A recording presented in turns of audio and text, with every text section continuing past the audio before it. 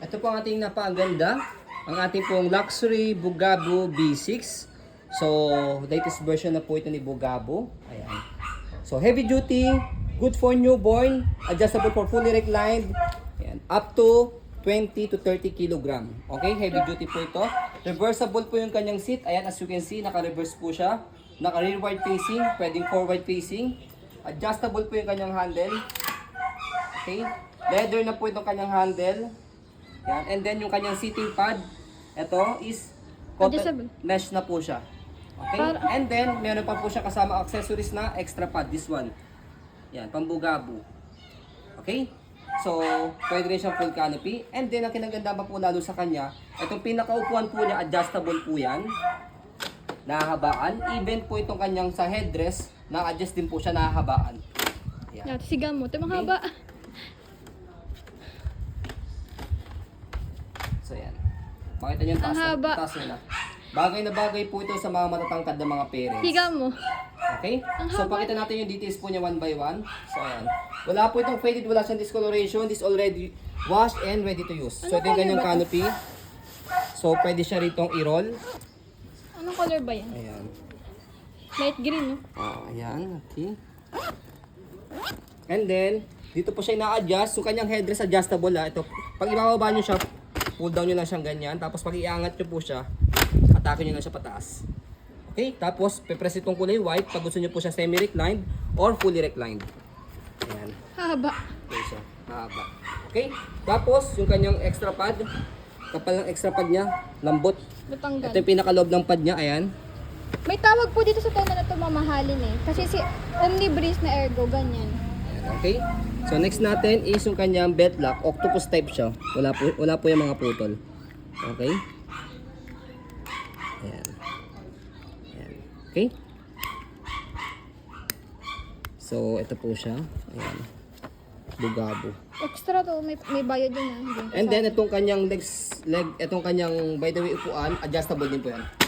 Ayan. Tapos, pwede atake nyo lang po dito sa ilalim. Pag gusto nyo po siyang adjust. Okay? Para mas mahaba po siya. Okay? Tapos, yung handle niya, leather na. I-press nyo lang po itong color white button. Pagka lalagay, tatanggal si baby. Ganda. Wala siyang tear. Goma ata last time yung si B3. Tapos, ito yung kanyang handle. So, adjustable po siya. Dito siya ina-adjust. Ang dami adjust. Pwede medyo mababa. Ayun na pala yan.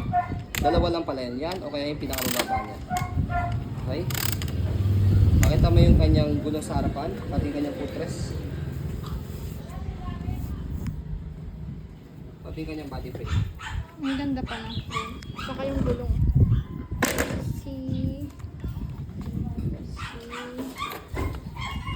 Ang pretty niya. Kasi yung basket. May extra pocket. So, ang ganda ng frame. Hindi siya overuse.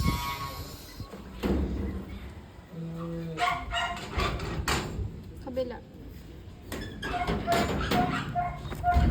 Kabilang frame.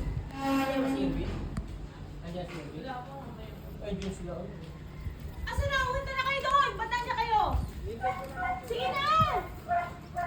Dapat sinabi, punta kayo doon! Ba't kayo nag-ibay dyan? Ba't kayo aircon? Alam niyo naman yun eh. Bakit na kayo? Ang stopper. Ang ganda niya.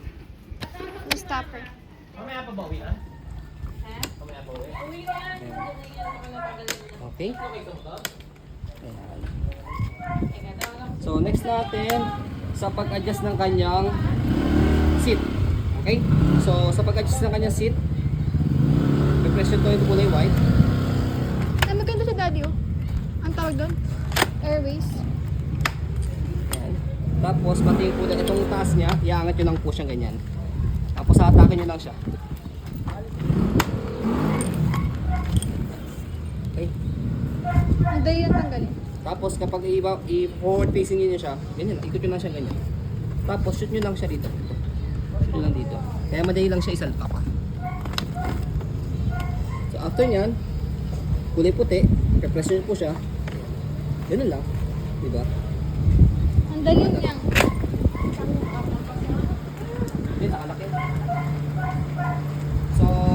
po yung kanyang setup. Pagka naka-forward facing. Ang ganda. So, yan. Hindi ba ito nabibend? Ganyan talaga siya. Ay, nabibend pala. Pagka naka-fold yan, auto-bend to pagka naka-fold.